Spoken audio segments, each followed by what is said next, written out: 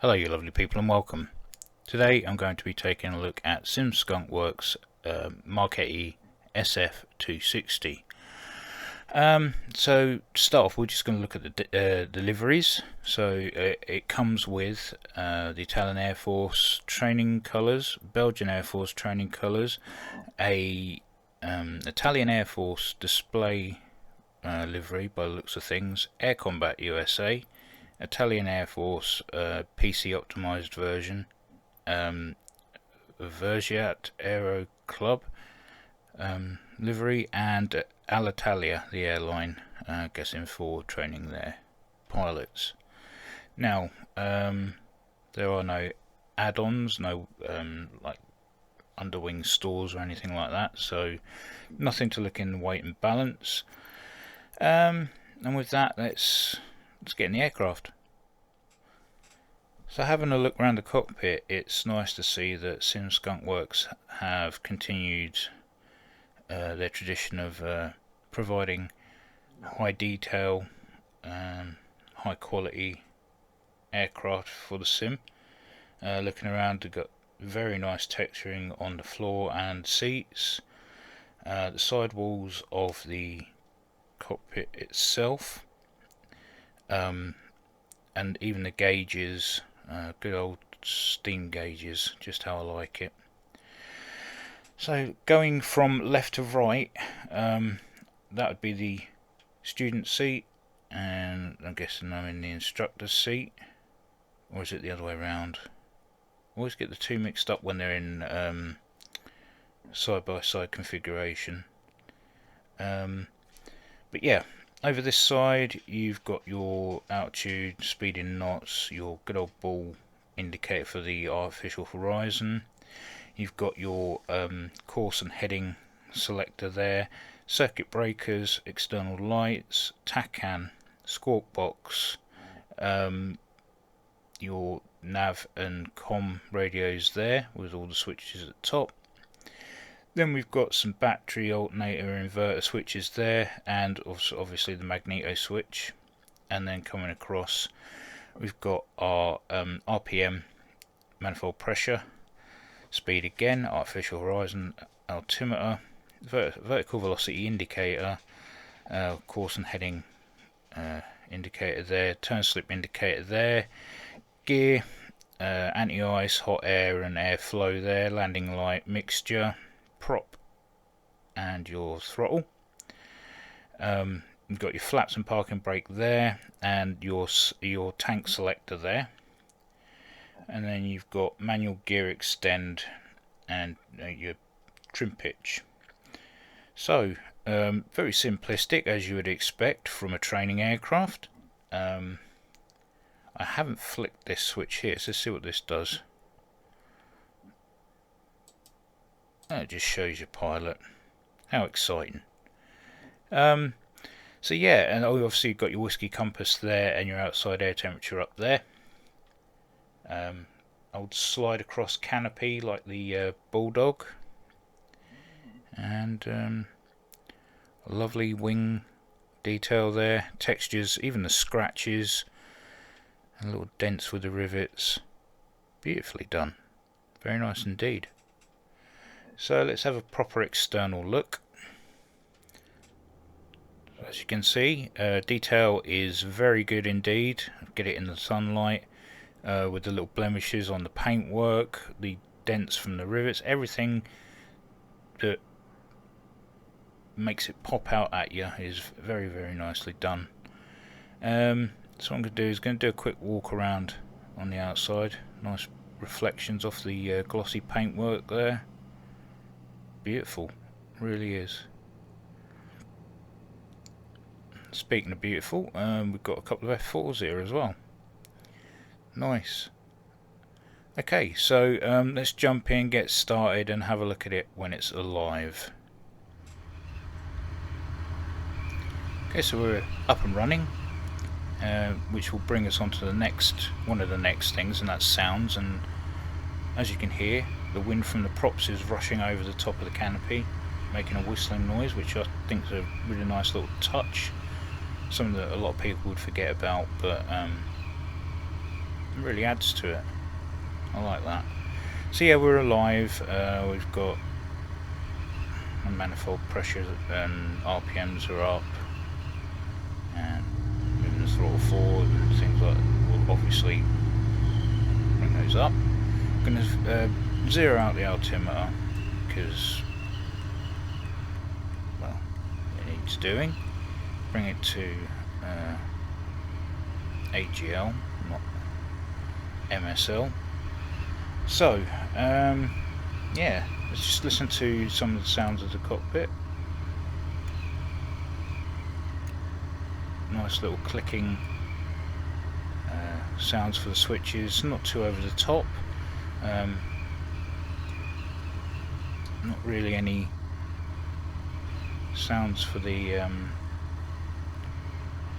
levers at all. So yeah, let's jump outside and have another look.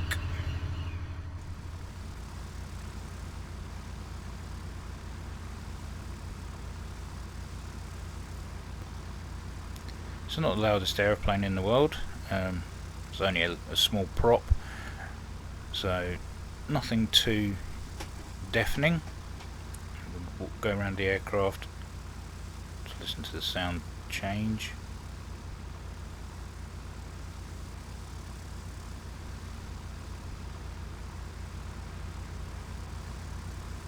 That is one bright landing light. Very nice. I like the little rocking motion. That's good. Having jumped back in, I've been joined by a friend who seems to be invisible. So that's why he's wearing all this gear, so that I can actually see him. Most of the time he's just invisible, sat there. Right, so one thing I did forget to do was switch on the avionics master switch, so we can switch that on now. As you can see, we've got our radios, and we should be able to put on our transponder, and obviously our TACAN to transmit receive. Okay, apart from that, we're pretty much good to go. So let's. Another guy's joined. Hello, mate. Right, and another one.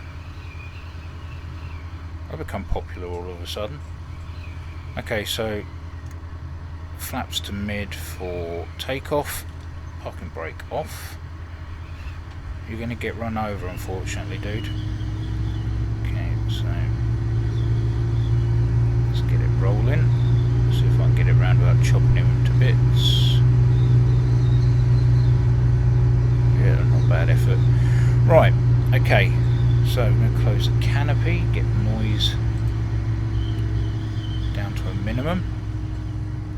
Ground movement is light, as you'd expect from a training aircraft, but not too light that it's floating about, which is nice. Brake response pretty immediate, which is good. Okay, and if anybody's wondering where we are, we're at Casement Aerodrome, home to a training unit with the Irish Air Corps, who in fact had SF-260s as their training aircraft to replace the ageing de Havilland Chipmunks back in the 80s. That's about as far as my knowledge goes for the Irish Air Corps. So sorry about that. Okay, so we're going to get ourselves lined up. Okay, take our friend for a little spin. Right, so everything's where it should be. Freedom of movement is good. All controls are good, yeah. Right, okay, so let's advance the throttle slowly and see where it takes us.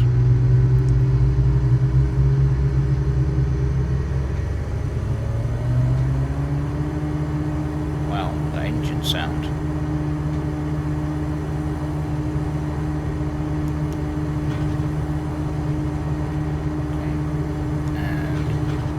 rotate, gear up. So I'm going to put a little bit of right rudder trim in just to stop it from turning to the left.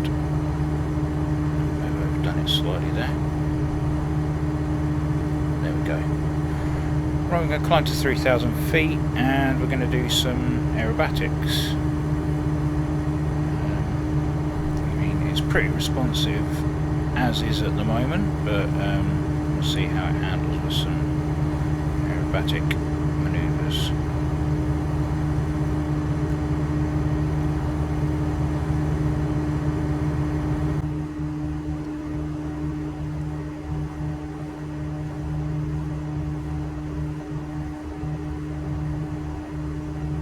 Okay, climb time's not so bad.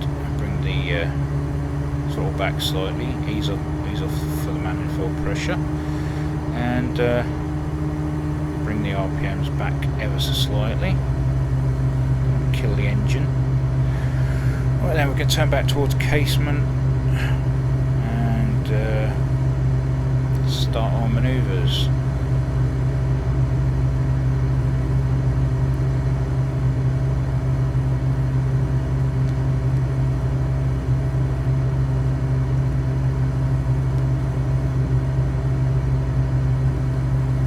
Start off with a loop.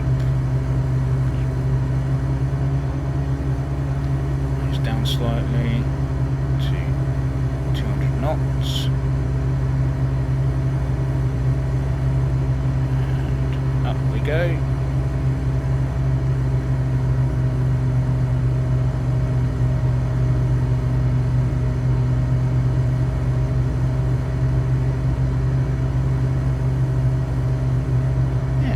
Responsive. I haven't got the stick all the way back. Roll. Again, very responsive. It seems to be more aimed at the more advanced training than just straight in and learn to fly. It's quite powerful and very manoeuvrable, which is I'm surprised, because the Italians have always been good at building training aircraft.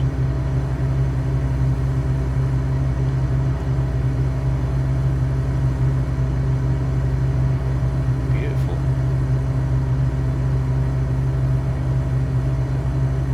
Okay, let's perform one more manoeuvre. Straight up.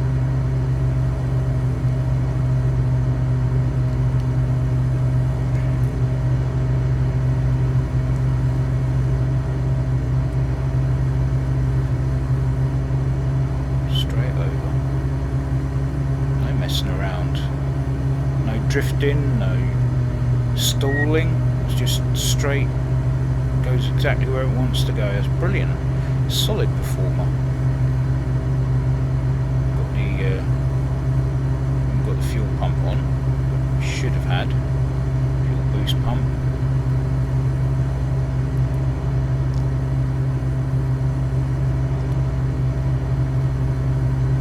Even at slow speeds it's still very responsive. Okay, so let's bring the lights outside down and see what it's like with night lighting in the cockpit. So in terms of night lighting, you get just panel lights either side, and obviously not to wreck your night vision, it's all in red, which is nice, and it illuminates all the major dials that you need. Like I say, it's not terribly dark at the moment, but enough that you can see the lighting inside the aircraft.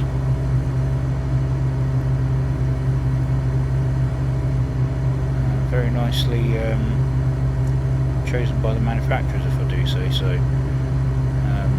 Some of the older aircraft have white panel lighting, which can completely wreck your night vision, so good on them for choosing a decent colour to not wreck that. Okay, so let's bring this thing into land. Bring the RPMs down. Bring it back into casement, which is, I believe, is just behind me.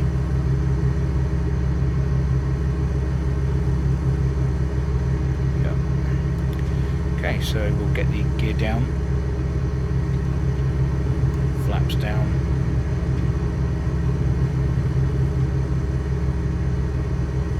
I do like the fact that the top of the canopy is tinted glass and it's not actually all over metal, so you still get pretty much a good 360-degree view. Let's get the RPMs down even more, bringing this in a bit too quick.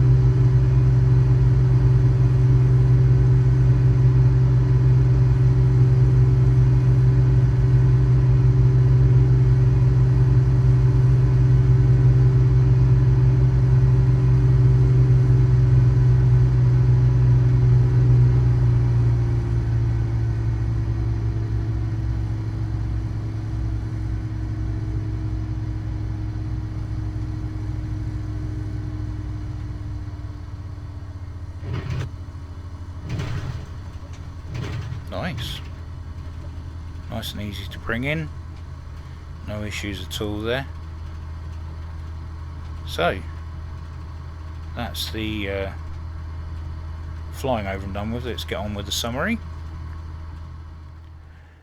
Alright, to summarise it, well, it's a trainer. I'd say it's an advanced trainer, very manoeuvrable, quite powerful. Lovely details in the cockpit and out. Sounds are good. No complaints at all, really. No, I really haven't. A few more liveries would have been nice. Other than that, no, yeah, absolutely. You know, it's a top aircraft. Sim Skunk Works have always delivered, and they've not failed in this department at all. And for £23.71 I paid for it on Sim Market. It's not overpriced at all either. I think it's around about the average price you'd pay for something like that, especially with the level of detail and stuff like that you're getting. Good enjoyment, whether it be aerobatics, navigational exercises, formation flying. This aircraft probably would deliver 99.9% of the time. Yeah, no qualms at all. So yeah, that's the Sim Skunk Works Air Mackie, or Leonardo, or what's the other one, Marchetti, whatever name you want to call it, the SF260. Yeah, it's a great job, well done guys. So yeah, I can thoroughly recommend this if you're into your trainers, even if you're just for a general aviation side of things. This will deliver for you as well. So yeah, I'm going to end it there, because there's not really much else to say about it. It's ticked all the boxes, at least for me anyway. So if you've got this far, thank you for watching. I hope this has piqued your interest, and as always, take care, and I'll see you in the next one.